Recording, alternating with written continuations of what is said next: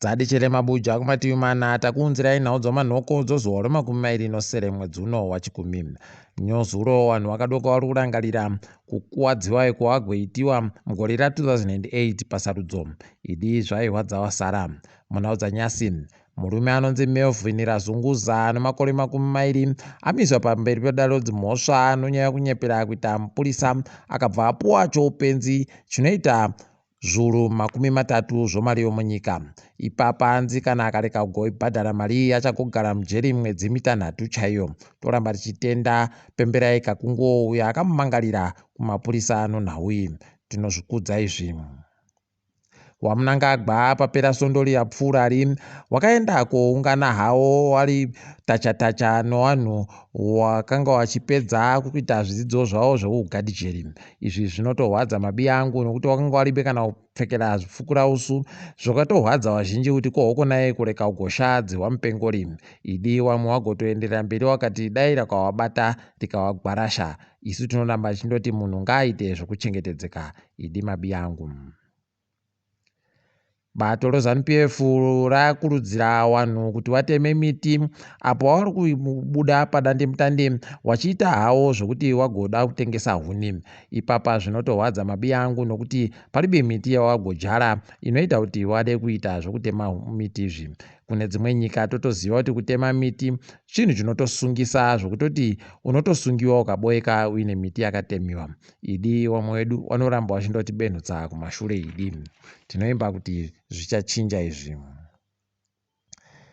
Iro bato reZanu PF nyasi rada kuzviita ndiro munatsi apo waenda koreketa kuti murambatsvina uri kuitiwa nomakanzuru uri musvinuba wagoti iwo wari kudaba kuti zvirambe zvichiitika izvi zvokutoti dare remakurukota zuva ramangwana richagoreketa anonhauyi. Idi ndiwo manomano mure kunyepera kuchahwavhi iye akasungira musvesvenenga woshato muchiuno. Zvinohwadza mabi angu. Netsai murowa akanga asungiwa nozuro kwaiapuwa bhero nyasi romadhora zviuru 4 zvomari yomunyika. Akasungiwa ari kunhandare yendege nozuro kwaaida kugotora hanzvadzi yache apo yange yauya kochema bambo wavo wakapfa. Zvinohwadza mabi angu.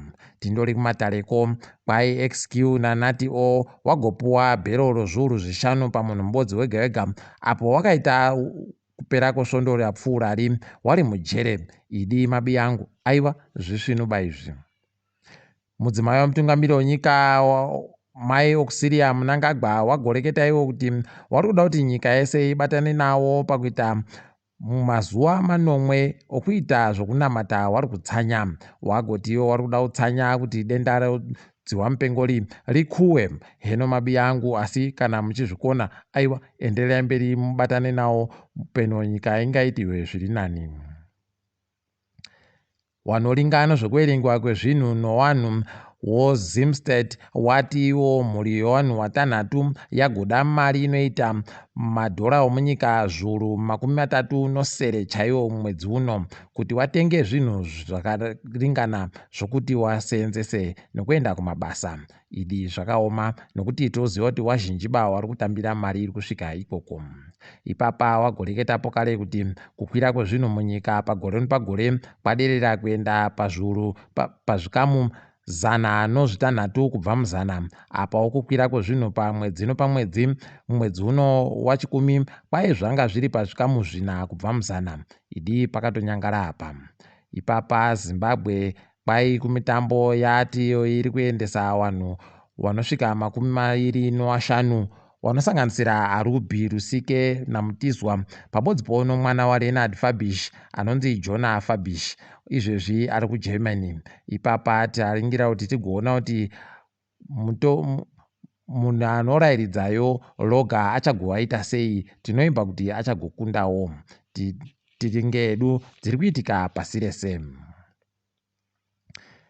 Kurova pakazvimba muSouth Africa kwaingidzira nohurumende apo yagoisa mupfigwa wakasimba kubva nyasi. Watiwo kusvika zuva rogumino ribodzi romwedzi uri kuteera iwo akakunguru Vanhu vanenge vari kubvumiwa ba kutenga doro kana kumwa doro. Ipapa zviri kurwadza mabi angu nokuti vazhinji vanga vari kusenza munzvimbo dzokudyira pabodzi pono nzvimbo dzomabhawa waita kuita kugwadamisiwa chaiko. Heno mabi angu kuti zvichagopera chere kana kuti zvichagopera zvakadini, ticharamba takaringa.